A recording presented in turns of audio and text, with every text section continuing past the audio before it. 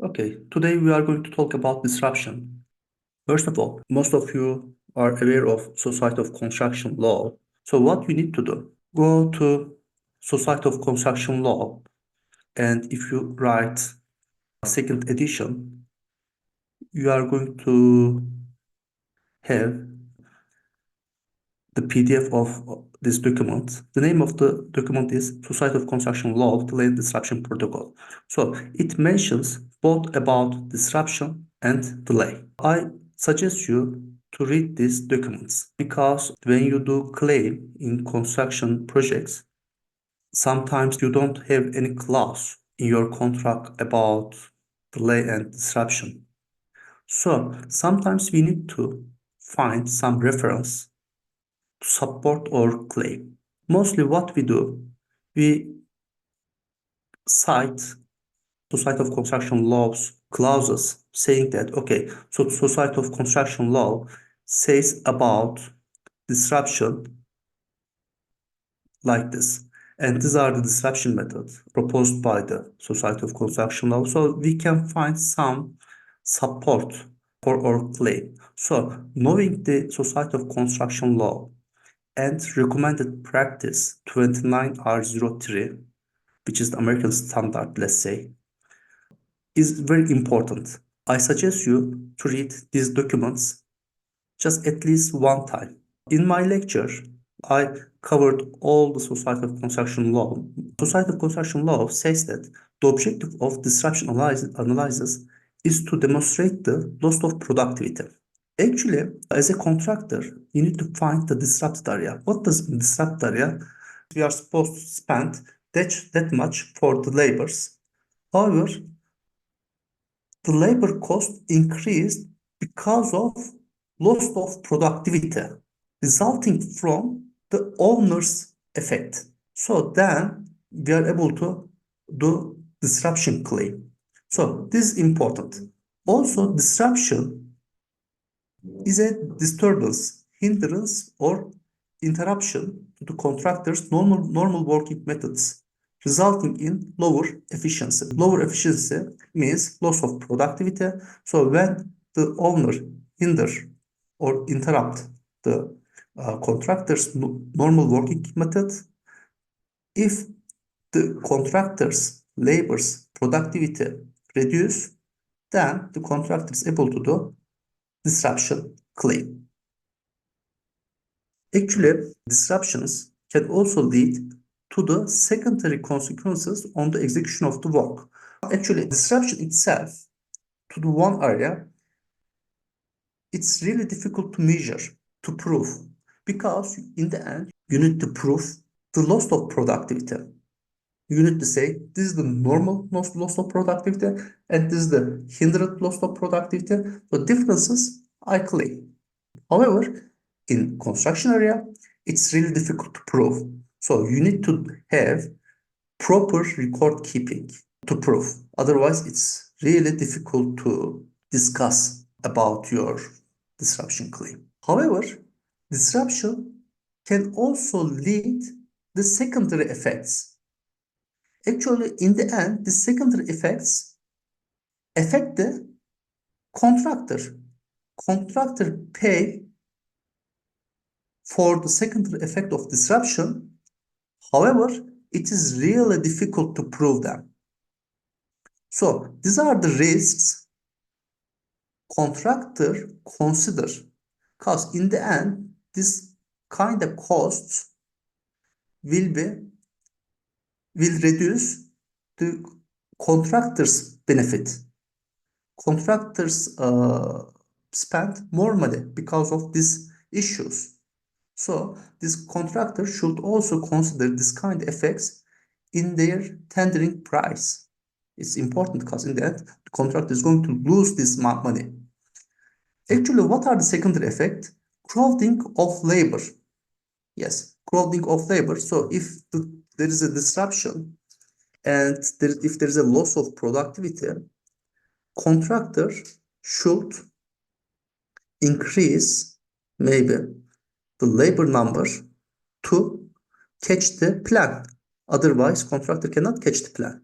Therefore, sometimes contractor increase the labor number, then there will be crowding, and crowding affects manageability and productivities. Stacking of threats, so this is also related to crowding of labor. Deletion of supervision through fragmented work gangs. Because of the crowding, supervision of the work can be difficult. Also, it can lead to work unmanaged, and it can result in extra cost to the contractor. Excessive overtime, also it is important because in order to catch the plan, sometimes it requires to do overtime. So this excessive overtime makes the labor tired, and also it affects their psychology. So then the productivity will reduce. Repeated learning cycle. This is also important because actually think about like this. When the labor start the work, there is a learning curve.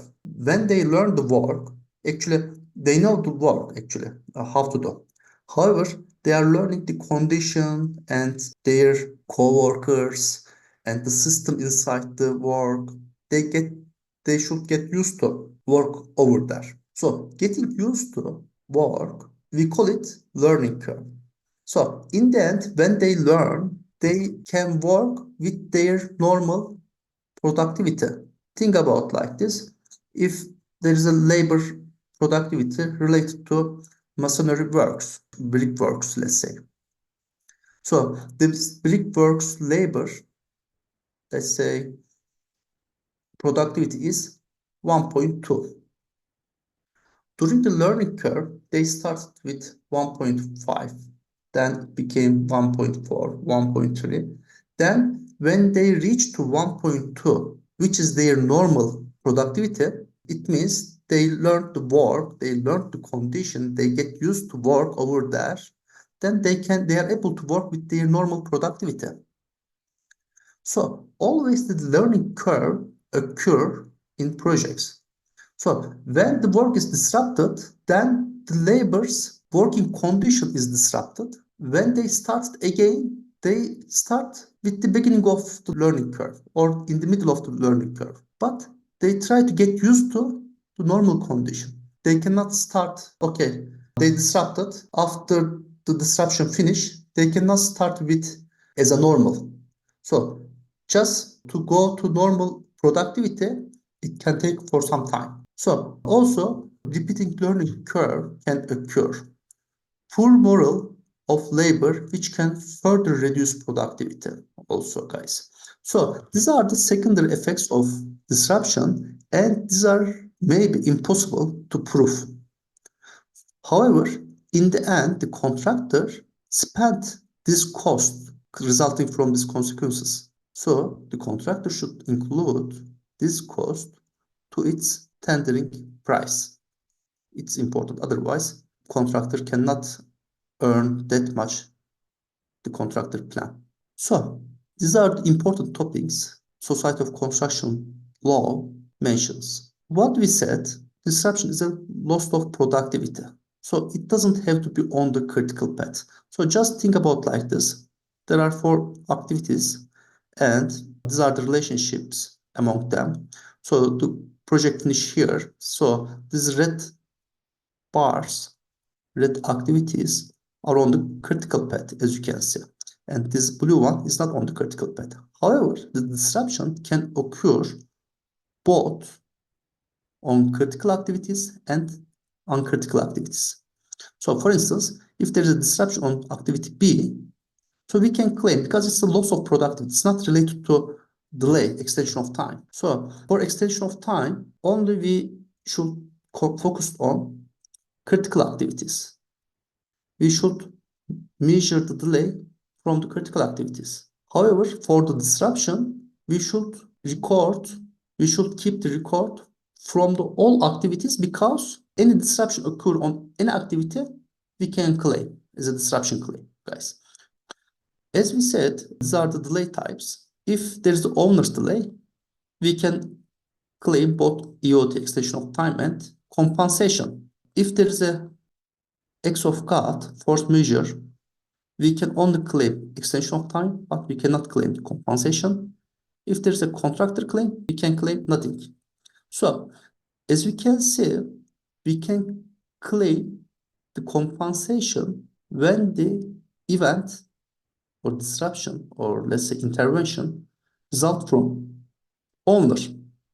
So in that case, just we can only claim the owner's interventions for the disruption claim. So what are the owner's interventions?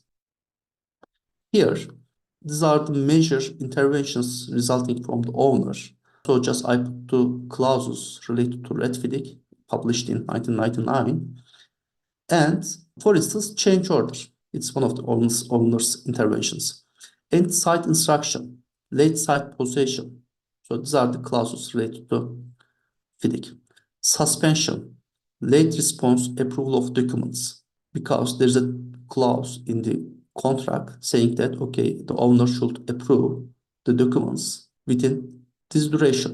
So if the owner doesn't reply the documents in a due date, so then we can claim unclear technical information. Sometimes in the project contract, there are unclear technical information. So FIDIC says the contractor should be experienced contractor. So should detect anything which is unclear in the contract. All technical information should be correct and should be checked by the contractor before signing the contract. So the contractor signs the contract accordingly. It means I approve all the technical documents. However, there are some unclear technical information which are not able to be detected by a professional contractor. So actually this kind of things, sometimes it's really too difficult to prove. Okay, counterpart can claim that, okay, the normal experienced subcontractor or contractor can detect, and you can claim that, okay, no one can detect this kind of claim. So there can be argue among the contracting parties. But the contract should clarify this kind of things. That's why the contract is very important. Actually, sometimes when we go to contracts, most of the standard forms of contracts don't refer to the disruption. So in that case, we should clarify the disruption in our contracts. Otherwise, it's difficult. However, as I told you before, we can cite the Society of Construction Law or Recommended Practice 29R03. We can show them as a reference, then we can do our claim. Issues related to payment. So if the owner doesn't pay on time, on due date, so the contractor's work can be disrupted or delayed. Delay in permits, licenses, or approvals provided by the owner. Unavailability of free issue of materials. Actually, free issue materials are the materials should be provided by the owner to the contractor on due date. So some materials are under the owner's responsibility according to contract. So this kind of materials we call it free issue materials. So the free issue materials should be delivered to the project on time. Otherwise, contractor can claim error in setting out, which cannot be detected by experienced contractor. So also this is really in a gray area because which cannot be detected by experienced contractor, which kind of contractor can detect this error and which one cannot detect this error. So this kind of thing we should clarify. So it's like a open-ended question, you know. So this kind of things result in dispute among the contracting parties. But the contract should clarify. Maybe before signing the contract, during the question and answering period, the contractor can ask, okay, we approve setting out as a professional contractor. If there is anything further which we cannot detect, this will be subject to claim, they can say. So maybe they can clarify these kind of things during the questioning and answering period before signing the contract. Actually, probably just, okay, maybe I need to clarify further for the question and answering period. Before signing the contract, there are many companies applying to bidding. This possible contractor asks questions about the contract provided by the owner, and the owner should answer all the questions to clarify their question, and this procedure also clarifies the contract terms. So this questioning and answering period is really important in terms of clarifying the contract. Inspection related delay.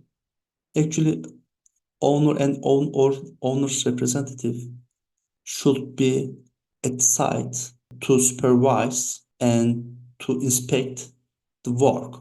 For instance, casting the concrete. Contractor sends request for inspection, RFI form, to the owner or owner's representative, saying that, okay, we are gonna cast the concrete on this date, and your team should be ready to inspect. Then we are gonna sign the document to approve the casting the concrete. Then we are going to cast concrete. So this, we call it request for inspection. Owners or owners representatives staff should be at the location described by the contractor to inspect the work. So inspection related delay also can cause delay and disruption. Delay in testing and commissioning due to interface with other contractors. So there can be more than one main contractors, and there can be more than one main contractor, and there can be some interface among them. So actually this kind of interface are not that much clear during the signing the contract.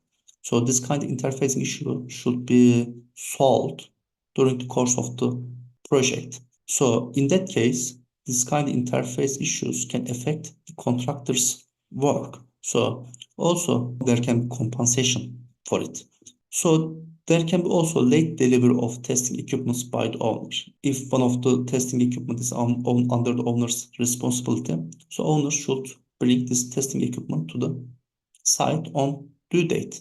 So otherwise, if the work is disrupted, then the contractor can do claim accordingly. Owner's delays or owner's interventions, let's say, are not limited to these items. So just I put here the major items you can encounter in the construction areas. And these are the clauses related to red flag. But these kind of things are really important before commencing the work, because this kind of work we should focus on, then we should claim accordingly when this kind of intervention occur. I wanna talk about the life cycle of the disruption. Actually, this life cycle of disruption I published in one of the prestigious journals. So I want to show this one also. If you go to Google Scholar, if you type here Murat Cevikbaz, okay, there are documents I published for the disruption. These gray colors represent the process, guys. Actually, our disruption management starts with contract development, guys. These are the contractors' reactions, this green one. Contractor should add required disruption clause to the contract.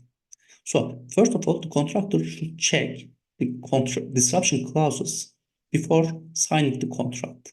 So maybe the contractor can clarify the disruptions clauses or ask to add disruption clauses to the owner before signing the contract during the questioning and answering period. After the signing the contract, after adding the related clauses to the contract, or after clarifying the disruption during the course of the questioning and answering period. Actually, this questioning and answering we can consider as a part of the contract, because the owner answered this question before signing the contract. So it means it is part of the contract. After signing the contract, there is planning disruption management. Actually, how we can plan this disruption management as a contractor? First of all, forecasting possible disruption events. That is what I showed you before in our previous slides. So these are the possible disruption events, but it's not limited to these events. So just it can vary according to project nature, project conditions. So we can have different kind of disruption events. So just we have to list them. After forecasting possible disruption events, actually what we do, after signing the contract, the technical people comes together to forecast all the possible disruption events and we need to list them. Then we need to group the disruption events to the work packages and we can assign responsible people to the work packages of disruption. And these responsible people can follow this work during the course of the project. I will explain. Then creating responsibility assignment matrix. That's what I said. So actually these work packages or these disruptions, this person is responsible. This disruption, this person is responsible. So we have to create responsibility assignment matrix to assign the responsible people to the disruption. So this is the plan. Then we start the work, we execute the work, site observation and record keeping. This is really important because if you don't have record keeping, we cannot claim. We need to keep the record for all the portion of work. Actually, following schedule, updating schedule is important in this issue. So if we have proper record keeping, actually we have to plan also record keeping before the commencement of work. Actually, we should say, okay, this site people should send this report.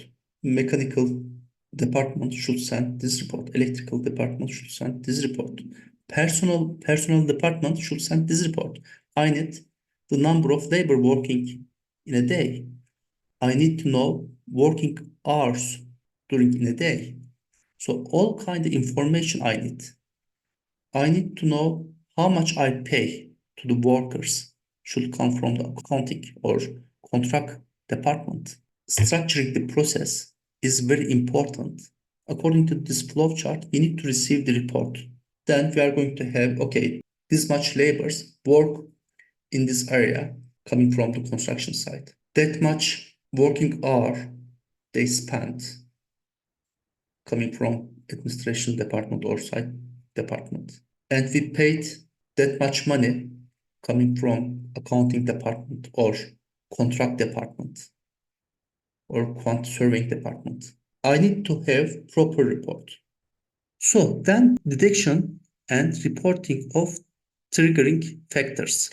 So this is important. So we need to detect the disruption events resulting from the owner's risk item. So actually we should detect, then we should send the disruption notification to the owner.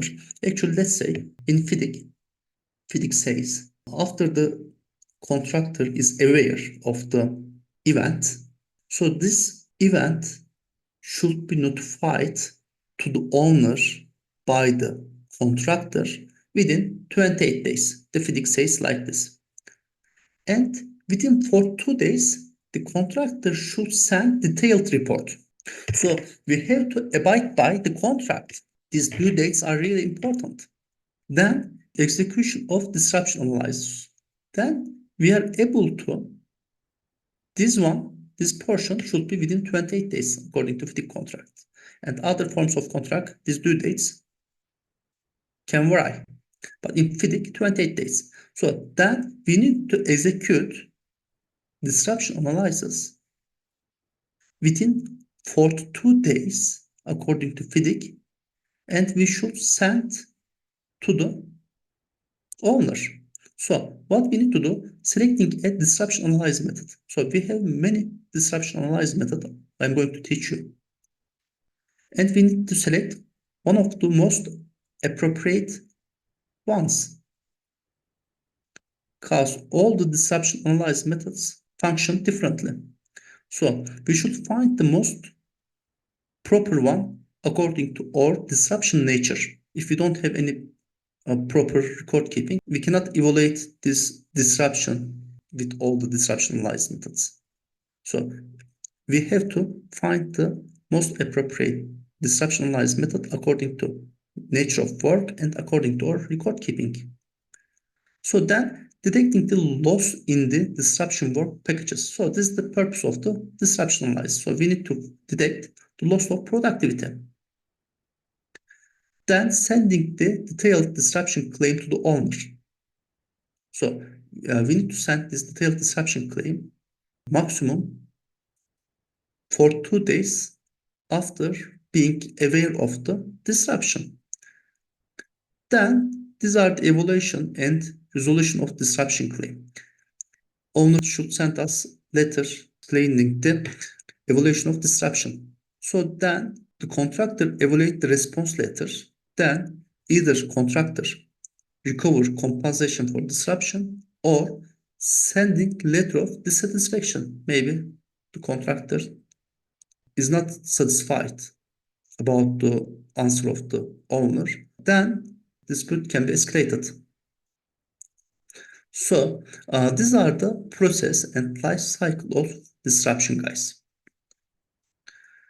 When we go to FIDIC Red Book, what the FIDIC Red Book says about disruption. Actually, disruption in Red FIDIC is mentioned in very few areas. One of them is under clause 1.9, delayed drawings or instructions.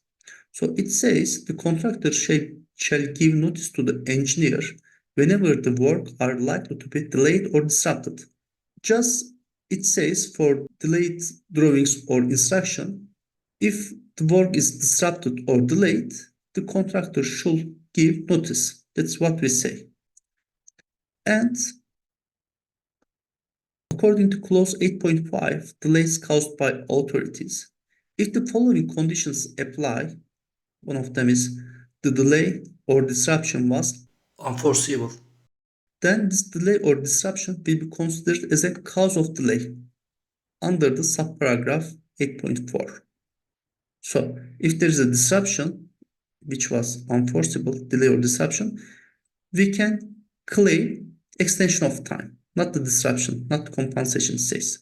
FIDIC is really poor in terms of disruption. They don't clarify enough. However, what I said, we should clarify the disruption during the questioning and answering period before signing the contract. During the course of the project, we can show the Society of Construction Law and Recommended Practice 29/03 as a reference in our claim documents. So we should prove and we should cite this kind of documents. This is really important. Otherwise, we cannot. Okay, there's no contract clause related to disruption. There is no law protecting us in terms of disruption. And if you don't show any reference, even we have the enough record keeping, sometimes it's difficult to prove. So we have to show reference.